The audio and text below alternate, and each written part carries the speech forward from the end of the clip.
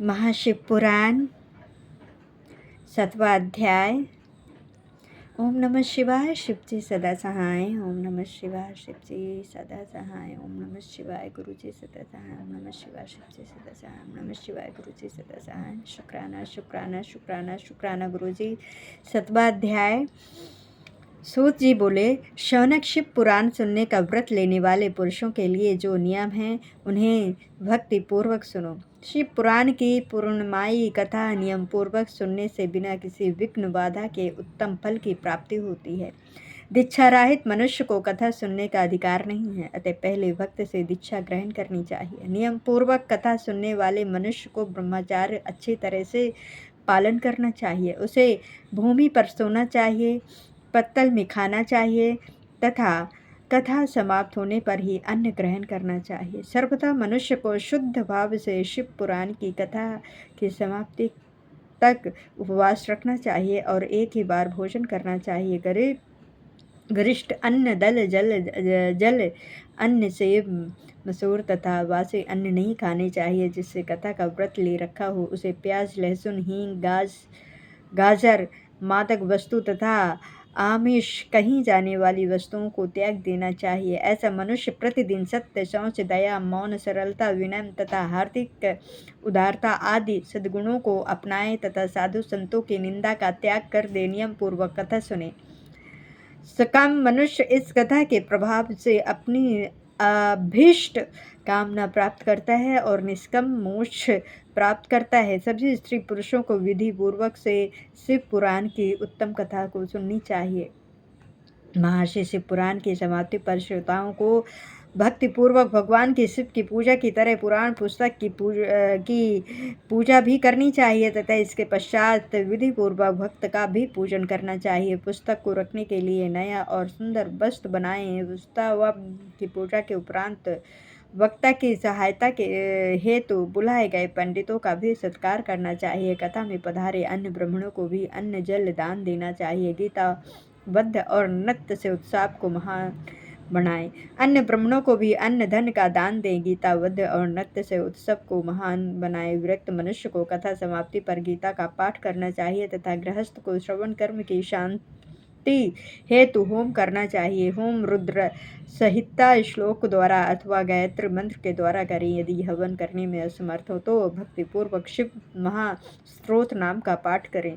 कथा श्रवण संबंधी व्रत की पूर्णता के लिए शहद से बनी खीर का भोजन 11 ब्राह्मणों को करा करके उन्हें दक्षिणा दे। समृद्ध मनुष्य 3 तोले सोने का एक सुंदर सिंहासन बनाए और उसके ऊपर लिखी अथवा लिखी हुई शिव पुराण की लिखी पोथी विधि पूर्वक स्थापित करे तथा पूजा करके दक्षिणा चढ़ाए। फिर आचार्य का वस्त्र आभूषण एवं गंध से पूजन करके दक्षिणा सहित वह पुस्तक उन्हें भेंट कर दे। शौनक इस पुराण के धर्म प्रभाव से भगवान शिव का अनुग्रह कर मनुष्य भाव बंधन से मुक्त हो जाता है और शिव पुराण को विधि पूर्वक संपन्न करने पर संपूर्ण फल देता है तथा भोग और मोक्ष प्रदान करता है। और मुने शिव पुराण का सारा महात्म जो संपूर्ण फल देने वाला है मैंने तुम्हें सुना दिया है। अब आप और क्या सुनना चाहते हो? श्रीमान शिव पुराण सभी पुराणों के माथे का तिलक है। जो मनुष्य सदा भगवान शिव का ध्यान करते हैं, जिनके वाणी शिव के गुणों की तुष्टि करती है और जिनके दोनों कान उनकी कथा सुनते हैं, उनका जीवन सफल हो जाता है। वे संसार सागर से पार हो जाते हैं। ऐसे लोग इलोक और परलोक में सदा सुखी रहते हैं और भगवान शिव के सच्चिदानंदमय स्वरूप का स्पर्श पाकर ही समस्त प्रकार के कष्टों का निवारण हो जाता है। उनकी महिमा जगत के बाहर और भीतर दोनों जगह विद्यमान है और अनंत स्वरूप परम शिव की शरण लेता है। ओम नमः शिवाय शिव नमः शिवाय। 6वां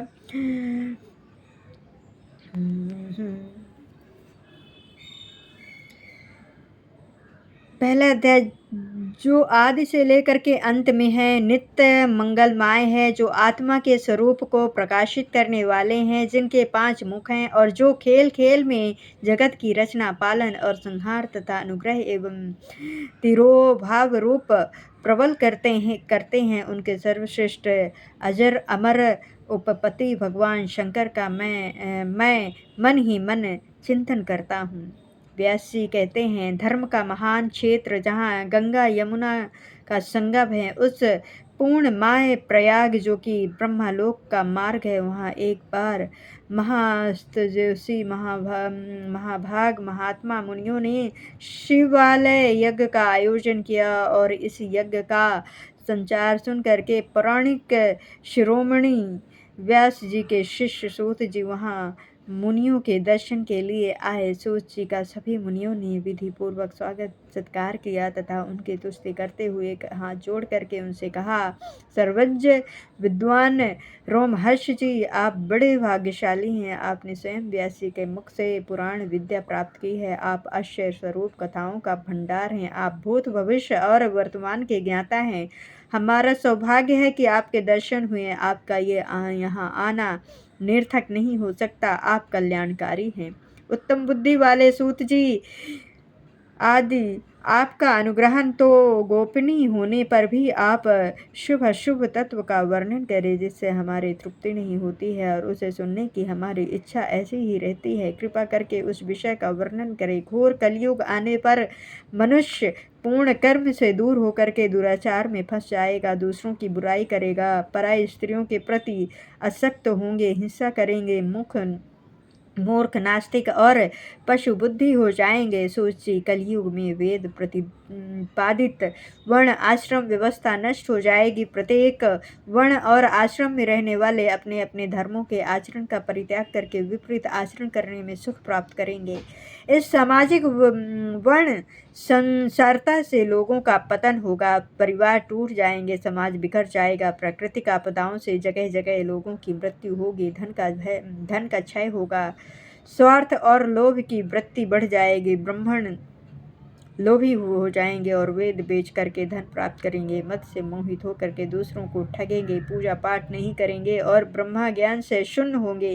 क्षत्रिय अपने धर्म को त्याग करके कुसंगी, पापी और व्यभिचारी हो जाएंगे, शौर्य से राहित होंगे, वे शूद्रों जैसा व्यवहार करेंगे और काम के अधीन हो जाएंगे। वैश्य धर्म से विमुख होकर संकर भ्रष्ट होकर के कुकर्मी, धनोपार्जन परणाय होकर के नाप तौल में ध्यान लगाएंगे। शूद्र अपना धर्म कर्म छोड़ करके अपनी वेशभूषा से सुशोभित हो व्यर्थ घूमेंगे और कटिल और ईर्ष्यालु होकर के अपने धर्म के प्रतिकूल हो जाएंगे। कुकर्मी और वाद विवाद करने वाले लोग, वे स्वयं को कुलीन मानकर सभी धर्मों और वर्णों में विवाह करेंगे। स्त्रियां सदाचार से विमुख हो जाएंगे, वे अपने पति का अपमान करेंगी और सास ससुर से लड़ेंगी। मालकिन भोजन करेगी, उनका शील स्वभाव बहुत बुरा होगा। सूत जी, इस तरह जिनकी बुद्धि नष्ट हो गई और जिन्होंने अपने धर्म का त्याग कर दिया, ऐसे लोग परलोक में उत्तम गति कैसे प्राप्त करेंगे? इस चिंता से हम सभी व्याकुल हैं। पर उपकार के समान कोई धर्म नहीं है। इस धर्म का पालन करने वाले दूसरों को सुखी करता तथा स्वयं भी प्रसन्नता अनुभव करता है। ये भावना यदि निष्कर्ष हो तो कर्ता का हृदय शुद्ध करते हुए उसे परम गति प्रदान करती है। हे महामने, आप समस्त सिद्धांतों के ज्ञाता हैं। कृपा करके कोई ऐसा उपाय बताइए जिससे इन सबों के पापों का तत्काल नाश हो जाए। व्यास जी कहते हैं, उन श्रेष्ठ मुनियों की ये बात सुनकर सूत जी मन ही मन परम श्रेष्ठ भगवान शंकर का स्मरण करके उनसे इस प्रकार बोले। सूत जी कहते हैं, साधु महात्माओं, आपने बहुत अच्छी बात पूछी है। ये तीनों लोगों का हित करने वाला आप लोगों के स्नेह अनुग्रह पर गुरुदेव व्यास का स्मरण कर मैं समस्त परिस्थितियों से उद्धार करने वाले शिव पुराण की अमृत कथा का वर्णन कर रहा हूँ। वे वेदांत का सर्वस्व हैं। यही परलोक में परमार्थ को देने वाला है तथा दुष्टों का विनाश करने वाला है। इसमें भगवान शिव के उत्तम यश का वर्णन है। धर्म अधर्म, काम और मोक्ष आदि पुरुषार्थों को देने वाला पुराण अपने प्रभाव की दृष्टि से वृद्धि तथा विस्तार को प्राप्त हो रहा है। शिव पुराण के अध्ययन से कलयुग के सभी पापों में लिप्त जीव उत्तम गति को प्राप्त हो जाएंगे। उसके उदय से ही कलयुग का उदय शांत हो जाएगा। शिव पुराण को वेद तुल्य माना जाएगा। इसका प्रवचन तथा भगवान शिव ने की है। इस पुराण में 12 खंड वेद हैं और 12 संहिताएं हैं। 2 रुद्र संहिताएं हैं और उस 5 सहस्त्र रुद्र 6 एक रुद्र संहिता, कैलाश संहिता, रुद्र संहिता और कोटि संहिता, अमृत संहिता, वायवी संहिता तथा धर्म संहिता। विश्व संहिता में 10,000 श्लोक हैं और हर संहिता, विमान संहिता, उमा संहिता, अमृत संहिता, प्रत्येक में 8-8 हजार श्लोक हैं। एक 10 रुद्र संहिता में 13,000, कैलाश 6,000 और शतरुद्र संहिता में 3,000, कोटि रुद्र संहिता में 9,000, सहस्र कोटि रुद्र संहिता में 11,000, वैवी संहिता में 4,000 तथा धर्म संहिता में 12,000 श्लोक हैं। मूल शिव पुराण कुल 1 लाख श्लोक, परंतु व्यास ने इसे 24,000 श्लोकों में संक्षिप्त कर दिया। पुराणों की क्रमशः संख्या में शिव पुराण का चौथा स्थान है, जिसमें 7 संहिताएं हैं।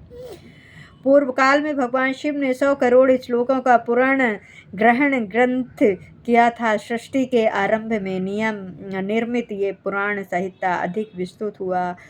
द्वापर युग में दैपन आदि महर्षियों ने पुराण को 18 भागों में विभाजित कर लाख श्लोकों में इसको संक्षिप्त कर दिया। इसके उपरांत व्यास ने इसे 24,000 श्लोकों में इसका प्रतिपादन किया। ये वैद मूल पुराण विश्व रुद्र संहिता, शतरुद्र संहिता और कोटि रुद्र संहिता, उमा संहिता, कैलाश संहिता और वैवी संहिता नामक 7 संहिताओं में विभाजित है। ये 7 संहिताओं वाला शिव पुराण वेद के समान प्रामाणिक तथा उत्तम गति प्रदान करने वाला है और इस निर्मल शिव पुराण की रचना भगवान शिव द्वारा की गई है तथा इसको संक्षेप में संकलित करने का श्रेय व्यास जी को जाता है। शिव पुराण सभी जीवों का कल्याण करने वाला, सभी पापों का नाश करने वाला है। यही सत्य पुरुषों को कल्याण प्रदान करने वाला है। ये तुलना रहित है तथा इसमें वेद प्रतिपादित अवैध ज्ञान तथा निष्कपट धर्म का प्रतिपादन है। शिव पुराण श्रेष्ठ मंत्र समूहों का संकलन है तथा यही सभी के लिए शिव धाम की प्राप्ति का साधन है। समस्त पुराणों में सर्वश्रेष्ठ शिव पुराण ईर्षा रहित अंतकरण वाले विद्वानों के लिए जानने की वस्तुएं हैं। इसमें परमात्मा का गान किया गया है। इस अमृतमय शिव पुराण को अंदर से पढ़ने और सुनने वाला मनुष्य भगवान शिव का प्रिय होकर के परम गति को प्राप्त होकर के होता है। तीसरा अध्याय। व्यास जी कहते हैं, सूत जी के वचनों को सुनकर सभी महर्षि बोले, भगवान आप वेद तुल्य अद्भुत एवं पूर्णमय शिव पुराण की कथा सुनाएं। सूत जी ने कहा, हे महर्षि, आप कल्याणमय भगवान शिव का स्मरण करके वेद के सारे से प्रकट शिव पुराण की अमृतता सुनिए। शिव पुराण में भक्ति, ज्ञान और वैराग्य का